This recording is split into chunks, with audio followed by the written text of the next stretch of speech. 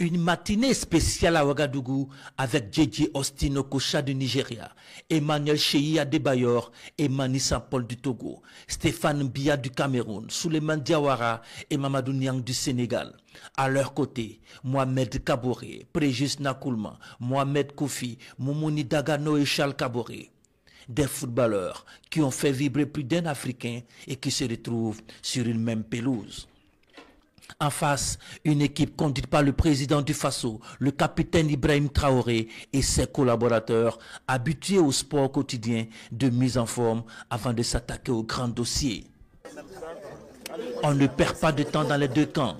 Le ballon circule et les initiatives sont légion. Okocha, Niang, Adebayor, Nakoulman, Dagano retrouvent leurs réflexes.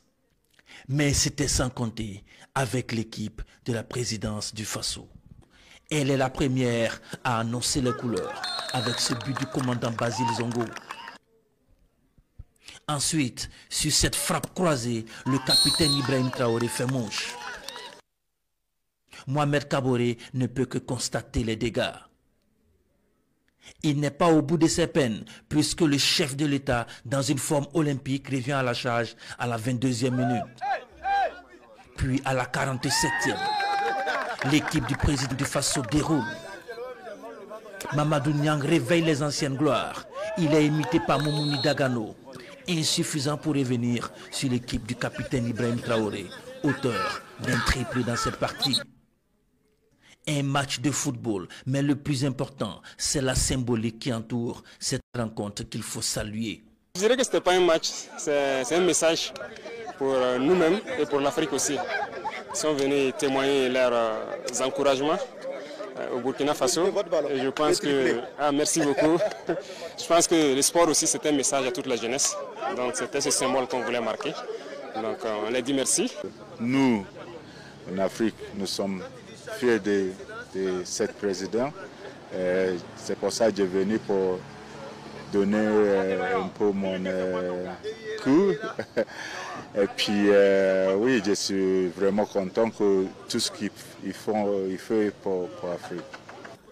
Pour les organisateurs, c'est un pari réussi, un lointain projet, un rêve longtemps caressé qui voit finalement le jour. Excellence, capitaine Ibrahim Traoré, et il a une grande vision pour le sport en général. Le sport unit la jeunesse, ça unit le peuple. Toute l'Afrique est fière de lui, le Burkina est fier de lui, tout ce qu'il nous apporte. Et les autres des pays voisins et qui se sont déplacés pour venir le soutenir, démontrer que, le travail qu'il abat au quotidien est un travail remarquable. Un match symbole pour toute l'Afrique, un match de message, un match surtout il y a énormément de messages dedans. Le message c'est quoi? C'est la paix. Comment faire pour propulser l'Afrique? Comment faire pour que l'Afrique se développe mieux? Comment faire pour qu'on crée une union entre nous, Africains, peuple africain? Donc aujourd'hui, je suis très très content de me retrouver sur une pelouse avec l'autorité, le capitaine Ibrahim Traoré. C'est un président exemplaire, c'est un président jeune, dynamique, qui a envie de changer tout le continent, qui a aussi sa mentalité, qui a aussi sa vision. On voit que le Burkina traverse des moments très difficiles, mais on sait aussi qu'avec la résilience, avec la détermination, avec l'envie, l'enthousiasme, le Burkina sortira de sa vainqueur. Donc nous, les légendes africaines, les joueurs qui ont eu à défendre l'Afrique, qui ont eu à montrer la voie à la jeunesse, on ne peut que vous encourager, que nos prières soient surtout avec le Burkina, pour que Dieu puisse mettre la main dedans, pour que le Burkina retrouve la paix le plus tôt possible. Nos anciennes gloires appellent de tous leurs voeux un match retour pour une revanche. Mais en attendant, le président du Faso, chef de l'État, a exprimé la disponibilité du Burkina Faso à accompagner ses leaders sportifs dans les projets qu'ils voudront entreprendre ici au Faso ou dans leur pays pour la promotion du sport.